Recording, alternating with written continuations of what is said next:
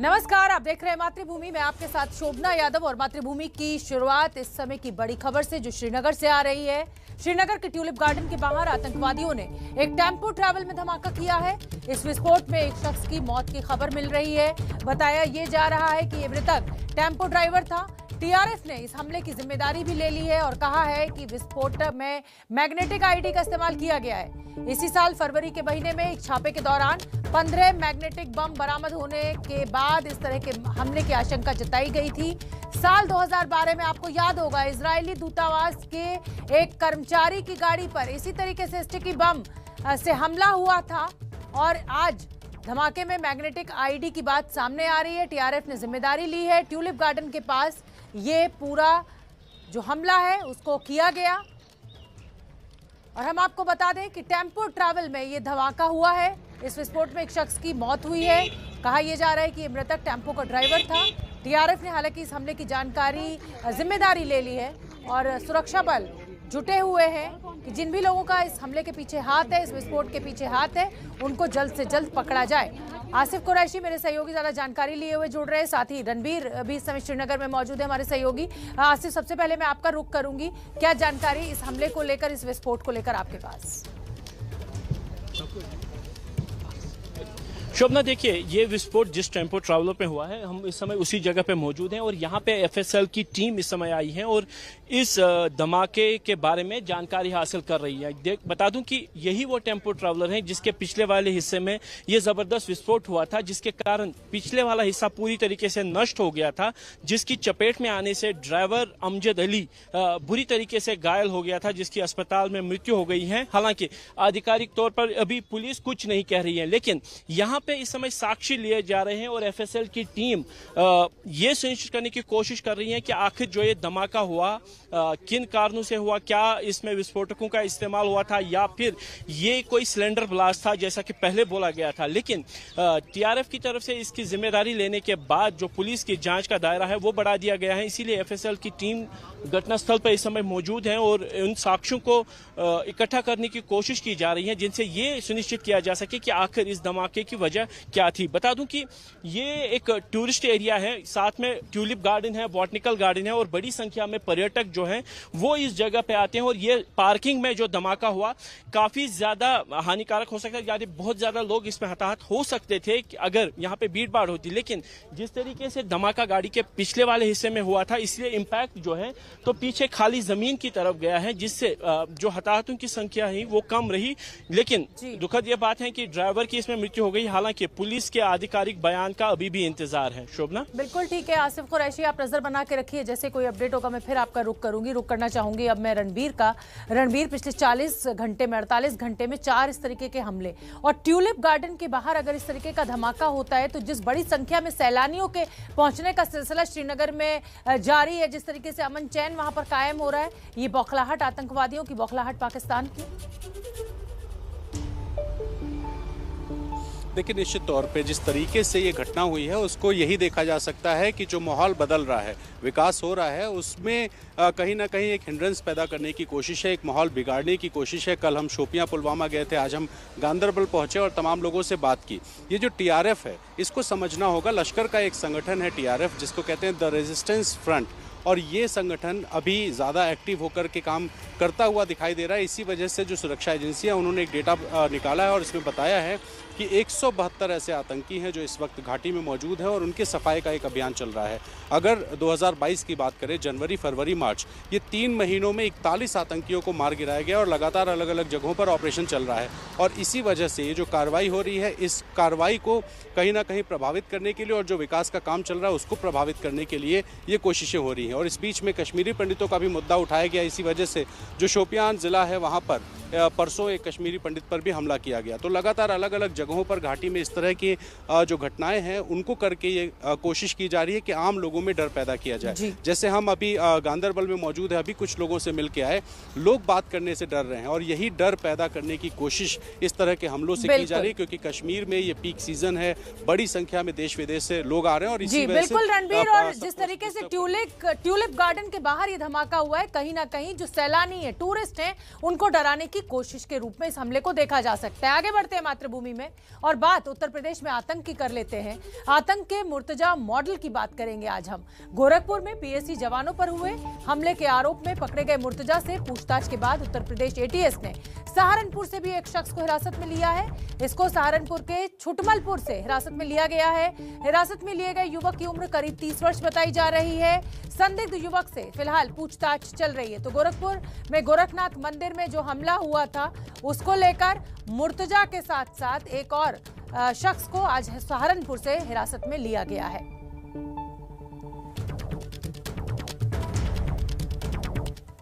तो गोरखपुर हमले के आरोपी अहमद मुर्तजा अब्बासी से उत्तर प्रदेश एटीएस अलग अलग एंगल से कड़ी पूछताछ कर रही है।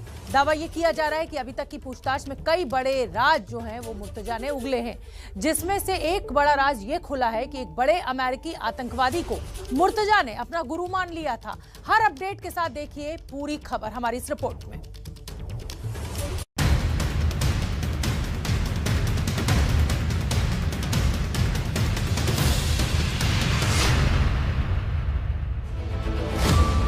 क्या गोरखपुर हमले के बाद किसी बहुत बड़ी वारदात को अंजाम देने की फिराक में था अहमद मुर्तजा अब्बासी? अपने घर की छत पर एयर गन से निशाना लगाना आखिर क्यों सीख रहा था अहमद मुर्तजा अब्बासी? कौन था मुर्तजा का वो गुरु जिसके रास्तों पर चल रहा था मुर्तजा, और साजिश की किस मंजिल को हासिल करना चाहता था?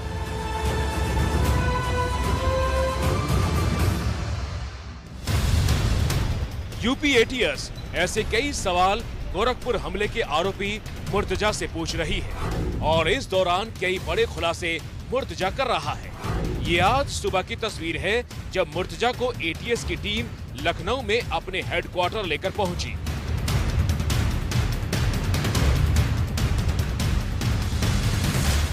इससे पहले गोरखपुर में एटीएस ने मुर्तजा से रात भर कड़ी पूछताछ की, जिसमें क्या निकला ये देखिए। एटीएस का दावा है कि मुर्तजा इस्लामिक अवेकनिंग फोरम पर इस्लाम से जुड़ी बातें और सवाल पूछा करता था। सीरिया और आईएसआईएस से संबंधित हमलों के कई वीडियो मुर्तजा के लैपटॉप में डाउनलोड मिले। भारत के भगोड़े जाकिर नाइक के वीडियो भी मुर्तजा खूब देखा करता था। इसके अलावा सबसे बड़ा और चौंकाने वाला नया खुलासा मुर्तजा ने अपने गुरु को लेकर किया है। एटीएस के मुताबिक अलकायदा आतंकी अनवर अल अवलाकी को मुर्तजा अपना गुरु मानता था। जिस अनवर अल अवलाकी का नाम मुर्तजा ने अपने गुरु के रूप में लिया वो कौन है ये भी जान लीजिए। अनवर अल अवलाकी यमन मूल का कट्टरपंथी अमेरिकी मुस्लिम धर्मगुरु था। अपनी इसी कट्टरपंथी सोच की वजह से अवलाकी अलकायदा का आतंकी बन गया था। अवलाकी ने अमेरिका में सिविल इंजीनियरिंग की पढ़ाई की थी, लेकिन इसके बाद अपने धर्मगुरु की आड़ में आतंक की राह पकड़ ली। अवलाकी दिसंबर 2007 से यमन में छिपा हुआ था। अवलाकी इतना खतरनाक था कि अमेरिका ने उसे ग्लोबल टेररिस्ट घोषित कर दिया था। 30 सितंबर 2011 को यमन में अमेरिकी ड्रोन के हमले में अवलाकी मारा गया। इसलिए मुर्तजा ने जब अवलाकी को अपना गुरु बताया तो ये मामला और भी ज्यादा गंभीर हो गया। मुर्तजा से पूछताछ जारी है तो उधर गोरखपुर पुलिस जब सिविल लाइंस इलाके में मुर्तजा के घर पहुंची तो दावा है कि वहां एयर गन और छर्रे भी बरामद हुए। पुलिस के मुताबिक एयर गन से मुर्तजा पिछले कुछ वक्त से छत और खाली जगह पर निशानेबाजी सीख रहा था। वो एयर गन और छर्रे एटीएस को सौंपे गए हैं। इसके अलावा यूपी के 7 जिलों में छापेमारी भी की गई है। मुर्तजा अब्बासी यमन में अमेरिकी इमाम अनवर अल हलाकी को अपना गुरु मानता था और उनसे भी लगातार वो संपर्क में था। इस तरह की तमाम जो जानकारियां मिली हैं उन पर काम करते हुए एटीएस ने यूपी के 7 जिलों में छापेमारी की है, जिनमें कई संदिग्धों को भी उठाया गया है। और कल देर रात जब एटीएस की टीम यहाँ पर आई थी तब भी इस मकान से एक संदिग्ध को लेकर के गई थी। छापेमारी में कई अहम जानकारियां, पुख्ता जानकारियां भी एटीएस और एसटीएफ की टीमों को मिल रही हैं और इस छापेमारी का दायरा बढ़ाया जाएगा, क्योंकि जो पूछताछ हुई है मुर्तजा अब्बासी से, उसके आधार पर, इसके अलावा जो उसके मोबाइल फ़ोन डिटेल हैं, उसका लैपटॉप है, इस आधार पर जो जानकारी मिली है उससे लगभग 40 से 45 ऐसे लोगों के बारे में एटीएस को पता चला है जो संदिग्ध हैं और इन पर एटीएस ने अपना टारगेट साध दिया है। ये छापेमारी कानपुर, नोएडा, संभल, सहारनपुर जैसे 7 शहरों में हो रही है। एटीएस सूत्रों के मुताबिक मुर्तजा के 4 बैंक खातों की भी जानकारी ली जा रही है, जिनमें कुछ ट्रांजैक्शन शक के घेरे में है। दावा है कि मुर्तजा ने 2012 से 2015 के बीच नेपाल के जरिए सीरिया पैसा भिजवाया था। 2020 और 21 में भी करीब 8 लाख रुपए सीरिया भेजे गए थे। एटीएस ऐसी कई सूचनाओं को आधार बनाते हुए मुर्तजा और उसके परिजनों के बैंक खातों के डिटेल खंगाल रही है। मुर्तजा अब लखनऊ लाया जा चुका है, जहां एटीएस की पूछताछ में कई और एजेंसियां शामिल होंगी। मुर्तजा ने 3 अप्रैल की शाम गोरखपुर मंदिर के सुरक्षा कर्मियों पर धारदार हथियार से जानलेवा हमला किया था। इसी दौरान मुर्तजा की गिरफ्तारी हो गई थी। गोरखपुर हमले के तार बड़ी साजिश से जुड़ रहे हैं, इसलिए मंदिर की सुरक्षा भी पहले से ज्यादा कड़ी कर दी गई है। उस दिन जो घटना हुई है वो एक इंडिकेटर है और इसलिए हमें अपनी तैयारी अच्छे ढंग से और पुख्ता ढंग से करनी पड़ेगी। उस दृष्टिगत हम पूरी एक एक पॉइंट को देख रहे हैं, उसमें क्या क्या हमें आवश्यकताएं हैं, कौन कौन सी इक्विपमेंट एक्स्ट्रा ज़रूरत पड़ेगी, हमारी एसओपीज़ क्या होनी चाहिए, ट्रेनिंग क्या होनी चाहिए, हमारी रिस्पांस ग्रेडेड क्या होनी चाहिए। हमारे मोर्चाज लगेंगे जो बुलेट प्रूफ के साथ साथ सैंड मोर्चा होगा और वो वेरी वेल इक्विप्ड होंगे। आपने देखा होगा कि चूँकि हमारे लोग बाहर बैठे थे और उनका डायरेक्ट एक्सेस था तो वो व्यक्ति हमला कर पाया। तो ये हमारे इम्पोर्टेंट है, जो मेन आर्म्ड गार्ड थे वही हमला में आ गए तो सारी जो रिस्पांस वो पुअर हो गई थी। तो वो उनको सिक्योर करने की जगह यहाँ पर बनाने की ज़रूरत थी, वो बनाई जा रही है। और हम आपको बता दें कि मुर्तजा आईआईटी मुंबई का पूर्व छात्र है जो आतंकी गतिविधियों की वजह से फिलहाल चर्चा में है। तो उधर आईआईटी के ही एक पूर्व छात्र है राकेश गंगवाल, अपने अच्छे कामों की वजह से सुर्खियों में है। तो ये 2 तस्वीरें आप देखिए, और अच्छा काम ये है गंगवाल का कि इंडिगो एयरलाइंस के वो को-फाउंडर हैं, जबकि गलत काम की वजह से बदनाम होने वाले छात्र हैं अहमद मुर्तजा अब्बासी। राकेश गंगवाल ने आईआईटी कानपुर से पढ़ाई की और अब उन्होंने अपने इंस्टीट्यूट को 100 करोड़ रुपए का डोनेशन दिया है। राकेश गंगवाल के इस डोनेशन से आईआईटी कानपुर के कैंपस में school of medical sciences and technology बनाने में मदद होगी। इस तरह गंगवाल ने आईआईटी का नाम रोशन किया। तो दूसरी तस्वीर उस छात्र की जिसने आईआईटी के नाम को बदनाम किया है। आतंकी संगठन से कनेक्शन सामने आ रहा है मुर्तजा का। तो ये 2 तस्वीरें बेहद अहम हो जाती हैं। आईआईटी जैसा प्रेस्टिजियस इंस्टीट्यूट और 2 छात्र और अलग अलग काम। संजय त्रिपाठी हमारे सहयोगी जुड़ रहे हैं ज्यादा जानकारी लिए हुए। संजय त्रिपाठी, ये 2 तस्वीरें हमने अपने दर्शकों को दिखाई। एक तरफ राकेश गंगवाल जिन्होंने 100 करोड़ रुपए दिए, इंडिगो के को-फाउंडर, इस तरीके का अच्छा काम, और एक ये मुर्तजा आईआईटी बॉम्बे का छात्र जिसने इस तरीके से आतंकी संगठनों के साथ इसके कनेक्शन सामने आ रहे हैं और इस तरीके के हमले को अंजाम दिया।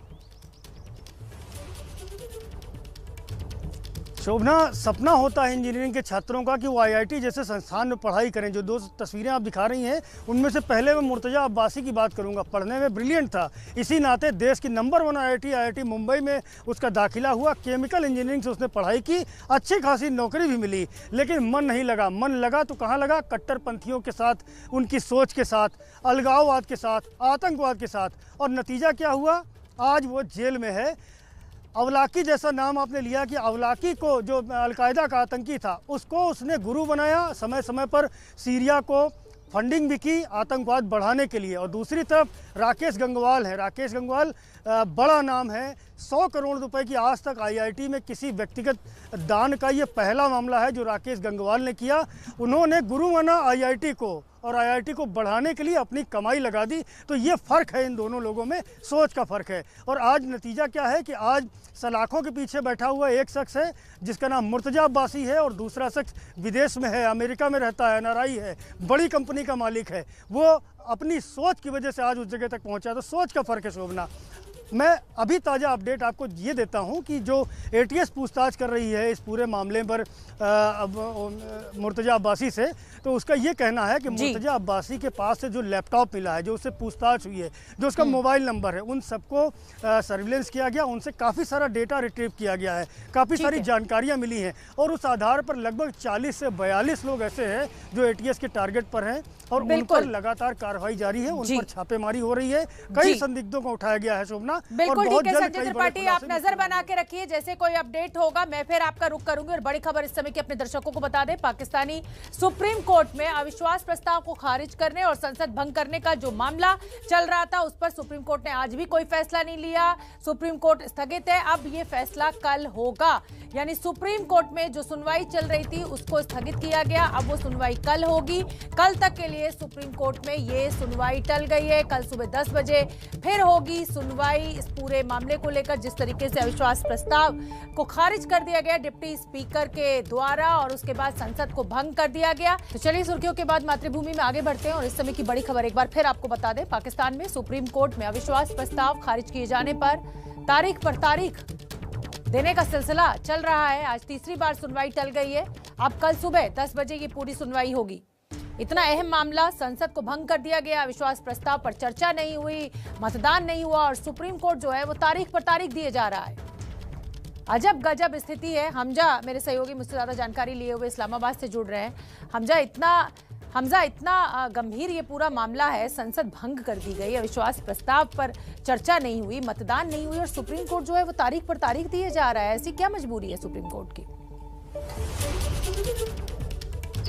देखिए, मजबूरी नहीं है, ज़रूरी है वो, इसलिए क्योंकि सुप्रीम कोर्ट ने भी आज कहा कि हम जब तक सबके दलाइल नहीं सुनेंगे, उनके आर्ग्यूमेंट नहीं सुनेंगे, हम किसी फैसले पे नहीं आ सकते, क्योंकि मामला इतना सेंसिटिव है, इतना हसास है रूलिंग को लेके, क्योंकि एक पूरी गवर्नमेंट जो है वो डिसॉल्व हो गई है।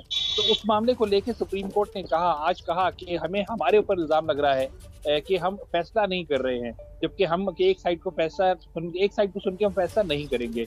लेकिन आज जो एक अच्छी चीज हुई कि आज हियरिंग कल तक तो चली गई, लेकिन लगता ऐसा है कि कल सुबह 9 बजे का टाइम दिया इसलिए गया है क्योंकि कल जजमेंट पास करेगी सुप्रीम कोर्ट। उन्होंने गवर्नमेंट के भी, प्रेसिडेंट के भी और जिन जिन को नोटिस दिए थे उन सबके वकीलों को सुन लिया, ऑपोजिशन को भी सुन लिया, उनके पास सारे आर्ग्यूमेंट सब मौजूद हैं। और सुप्रीम कोर्ट की जो ऑब्जर्वेशन थी वो बड़ी इंटरेस्टिंग थी, जिसकी वजह से शायद आज इमरान खान को नींद आना मुश्किल होगी, क्योंकि सुप्रीम कोर्ट ने कहा कि आर्टिकल 69 तो एक तरफ, लेकिन जो पार्लियामेंट में हुआ उसकी भी कोई मिसाल नहीं मिलती। और अगर बिल्कुल ठीक है हमजा, मैं फिर आपके पास आऊंगी। इस समय एक बड़ी खबर आ रही है पाकिस्तान से, वो बता दें, पाकिस्तान के विपक्ष ने केयरटेकर के लिए पूर्व चीफ जस्टिस गुलजार अहमद के नाम को खारिज कर दिया है। गुलजार अहमद का नाम इमरान खान की पार्टी ने आगे बढ़ाया था, अब विपक्ष इस नाम को लेकर तैयार नहीं है। पूर्व जज हैं गुलजार अहमद, उनका नाम दिया गया था सत्ता पक्ष की तरफ से, यानी इमरान खान की पार्टी की तरफ से, लेकिन अब विपक्ष ने केयरटेकर के लिए पूर्व चीफ जस्टिस गुलजार अहमद के नाम को खारिज कर दिया है।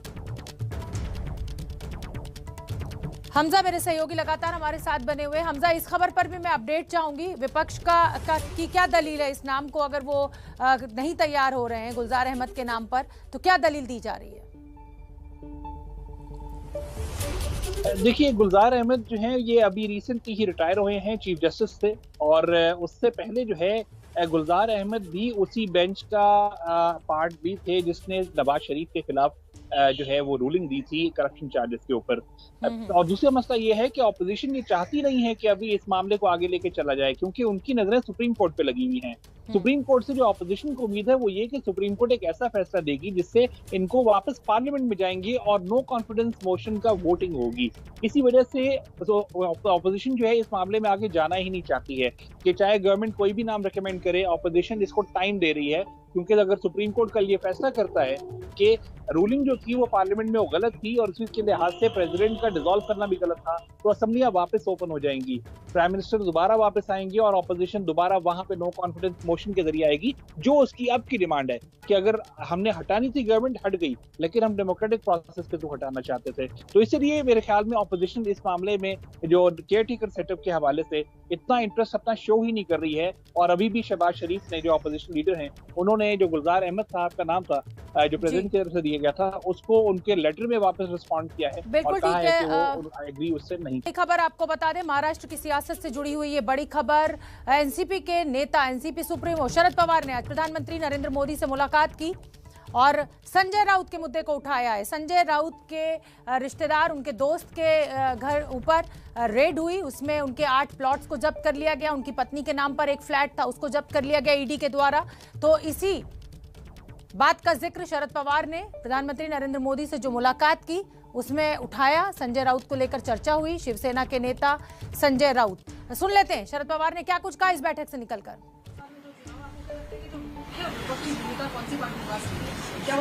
अभी देखेंगे ना नंबर क्या है, किसके पास है, कितना। आज भी कांग्रेस के पास ज्यादा नंबर है, तो जब तक ज्यादा नंबर है तब तक दूसरी बातें करने की कोई आवश्यकता नहीं। सर, महाराष्ट्र में किसान नेता राजू शेट्टी आपके साथ थे, अभी आपके साथ वो नहीं है। कल घोषणा की वो कई दिनों से करते थे, आज ही नहीं, कभी नहीं, पीछे सालों से उनका सोच ये था। Sir, did you have a conversation about fuel hike and a common man that is suffering with the inflation all across? There are protests that is happening by your party. As I told him, only 2 issues I discussed. We have left nothing.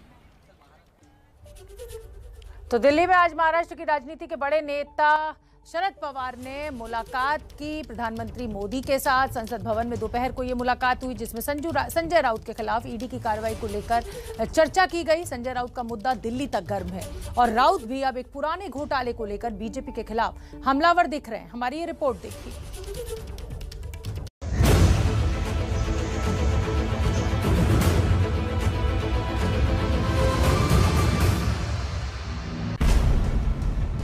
CM Uddhav Thackeray के करीबी और शिवसेना के नामी सांसद संजय राउत के खिलाफ पड़े ED की छापेमारी पर सियासत महाराष्ट्र से लेकर दिल्ली तक गर्मा रही है। इस मुद्दे पर किसने अब क्या नया कह दिया वो बताएं। उससे पहले सुनिए शिवसेना सांसद संजय राउत का ताजा बयान, जिसमें उन्होंने बीजेपी नेता किरीट सोमैया को घेरा है।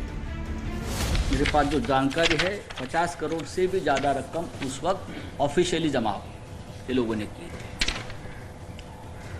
लोगों को लगता था कि ये सब पैसा जाएगा विक्रांत को बचाने के लिए।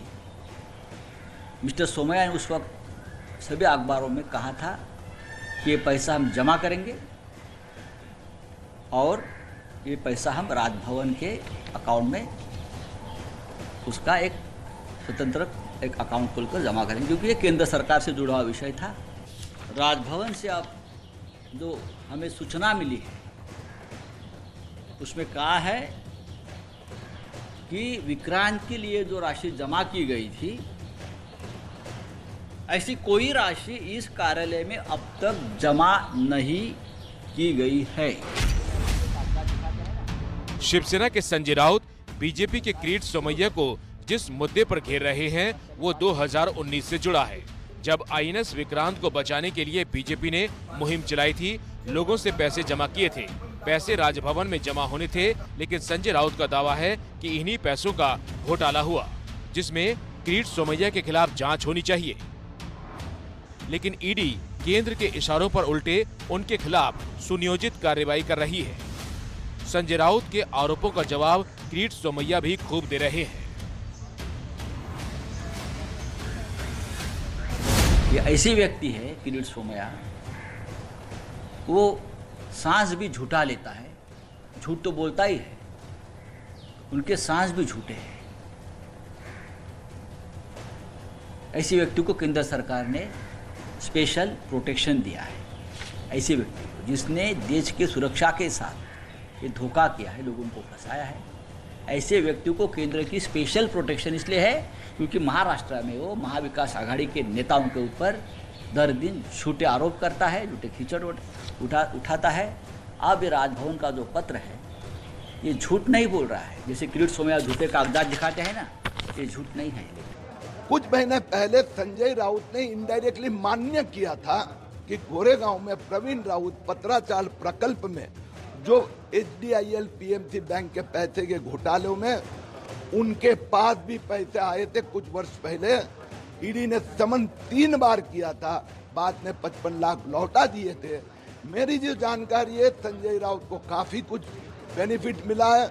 आज नहीं तो कल, नहीं तो परसों संजय राउत को हिसाब देना पड़ेगा। किरीट सोमैया के साथ बीजेपी के दूसरे नेता भी खड़े हो गए। हमारा न्यायालय पर पूरा विश्वास है, लेकिन जब ईडी डॉक्यूमेंट्री एविडेंस के आधार पर, ट्रांजैक्शंस के आधार पर और डिजिटल फुटप्रिंट के आधार पर कोई कार्रवाई करती है तो ईडी को कोसा जाता है। ये एक प्रकार की इनकी रणनीति है। उधर संजय राउत के खिलाफ हुई ईडी की कार्रवाई पर शिवसेना के मुखपत्र सामना में बड़ा संपादकीय छपा। हर ईडी, घर घर ईडी शीर्षक नाम से लिखे इस लेख में बीजेपी पर तीखे हमले किए गए। कोल्हापुर उत्तर विधानसभा सीट पर उपचुनाव के बहाने संपादकीय में लिखा गया है कि किसी भी चुनाव को जीतने के लिए साम दाम दंड भेद का उपयोग करने का इस मंडली ने निर्धारित किया है। अमित शाह पर सीधा हमला बोलते हुए ये भी लिखा गया कि महाराष्ट्र के कानून राज्य को तोड़ना, प्रशासकीय पुलिस अधिकारियों को ईडी, सीबीआई के माध्यम से ब्लैकमेल करने का धंधा क्या गृह मंत्री अमित शाह को स्वीकार है? ईडी ने 1034 करोड़ के गोरेगांव से जुड़े पत्राचार केस में एक दिन पहले बड़ी कार्रवाई की थी। मुंबई में दादर के अलावा अलीबाग इलाके में संजय राउत के परिवार के 8 प्लॉट जब्त किए हैं। इस लैंड स्कैम की केस की जांच महाराष्ट्र SIT कर रही है, जिसमें राउत के करीबी प्रवीण राउत पहले ही गिरफ्तार हो चुके हैं। ब्रेक के बाद स्वागत है आपका। आप देख रहे हैं मातृभूमि। मेघालय के राज्यपाल सत्यपाल मलिक पर सीबीआई की कार्रवाई जल्द हो सकती है, बड़ी खबर। सूत्रों के मुताबिक राज्यपाल रहते कार्रवाई के लिए जरूरी इजाजत सीबीआई को मिल गई है। सत्यपाल मलिक जिस वक्त जम्मू कश्मीर के राज्यपाल थे, उस वक्त जम्मू कश्मीर के सरकारी कर्मचारियों के हेल्थ इंश्योरेंस का कॉन्ट्रैक्ट देने में भ्रष्टाचार का आरोप सत्यपाल मलिक के ऊपर लगा है। साथ ही सीबीआई एक प्राइवेट कंपनी को एक पावर प्रोजेक्ट का ठेका देने में भी भ्रष्टाचार की जांच कर सकती है।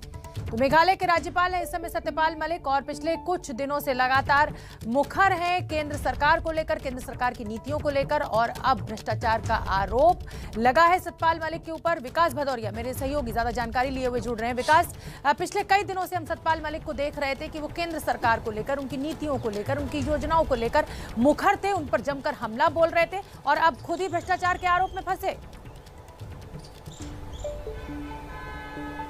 शोभना, इसमें 2 चीजें हैं। एक तो जो राज्य बीमा कर्मचारी का जो टेंडर है उसमें आरोप खुद सत्यपाल मलिक ने लगाया था कि उनको ऑफर की गई थी रिश्वत, लेकिन उन्होंने रद्द कर दिया था उसको। तो इस मामले की जांच होगी जो सत्यपाल मलिक ने खुद लगाया था।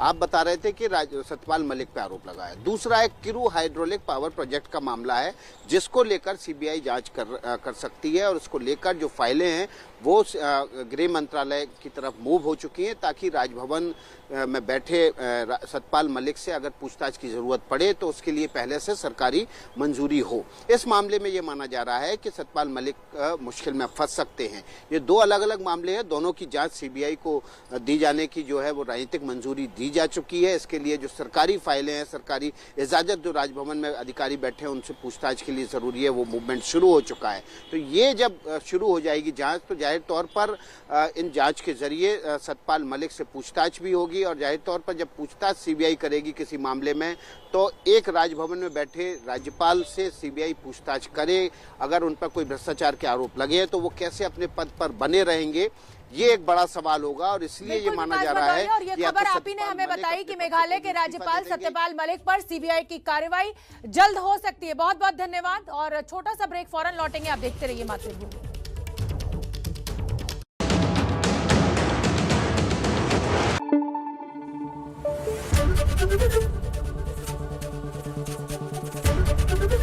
ABP न्यूज आपको रखे आगे।